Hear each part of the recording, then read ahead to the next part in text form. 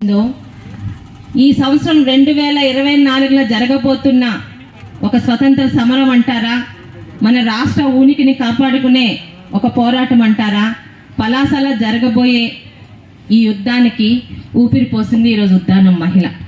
నిజంగా ఈరోజు మాట్లాడిన ధనలక్ష్మి గారికి కానీ నీలావతి గారికి కానీ కాకుండా ఇక్కడున్న ప్రతి ఒక్కరికి ఈరోజు మైక్ ఇస్తే అంతకన్నా చాలా చక్కగా మాట్లాడని అర్థమైంది.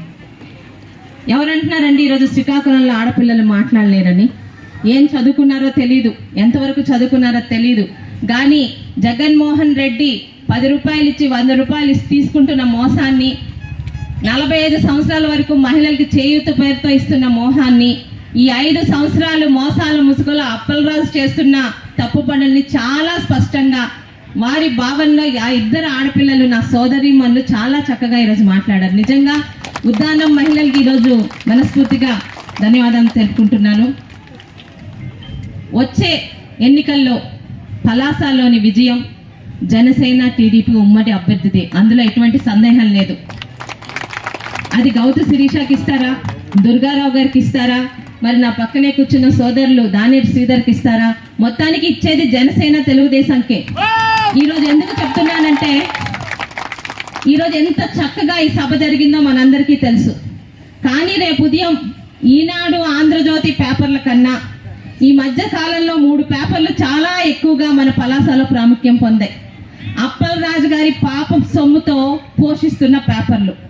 ఒక తాగుబోతు నడిపిస్తున్న మన చిక్కోలు అనే పేపర్ ఒకటైతే, ఇక దశా దిశ లేని రుక్నాన వెంకటరమణ అని చెప్పి అప్పలరాజు వెనకాలన్న ఒక వ్యక్తి నడిపిస్తున్న పేపర్ ఒక దిశ అయితే, అల్లు వెంకటరమణ మర్చిపోయానండి, చాలా మంది వెంకటరమణలో ఆ నలుగురు ఆ దగ్గర ఉన్నారు, అందుకని పేరు తెలియట్లేదు.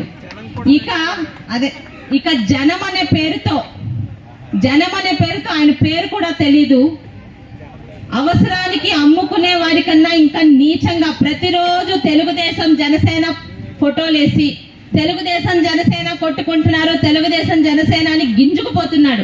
ఎవరికి ఇచ్చినా ఈ ముగ్గురులోనే ఇస్తారు, అది మాకు తెలుసు.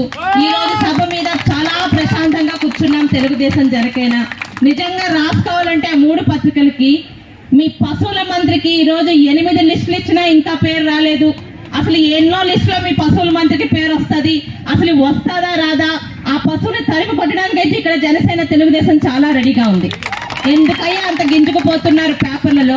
ఈరోజు ఈనాడు, ఆంధ్రజ్యోతిని కాదని అలాంటి నీచ నికృష్ట పేపర్లతో 3 పేపర్లతో ప్రతిరోజు తెలుగుదేశం జనసేన మధ్య గొడవలు పెట్టడానికి సృష్టిస్తున్నారు.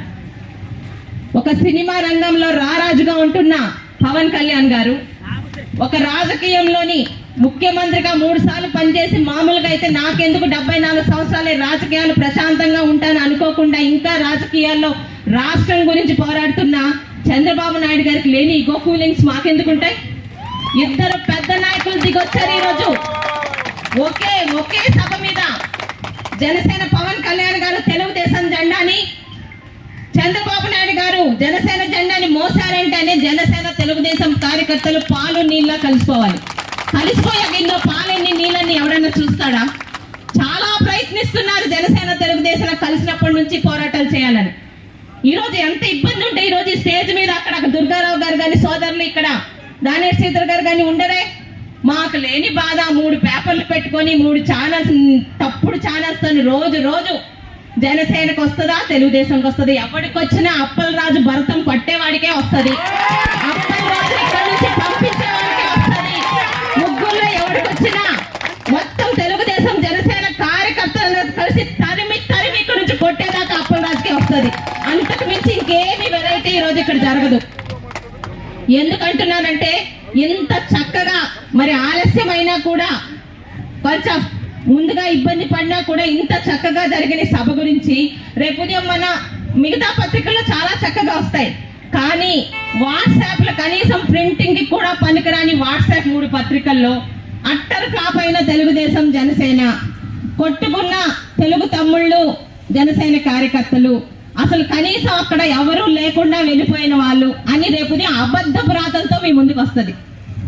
రేపు ఉదయం తర్వాత జరిగేది కూడా చెప్తున్నాను.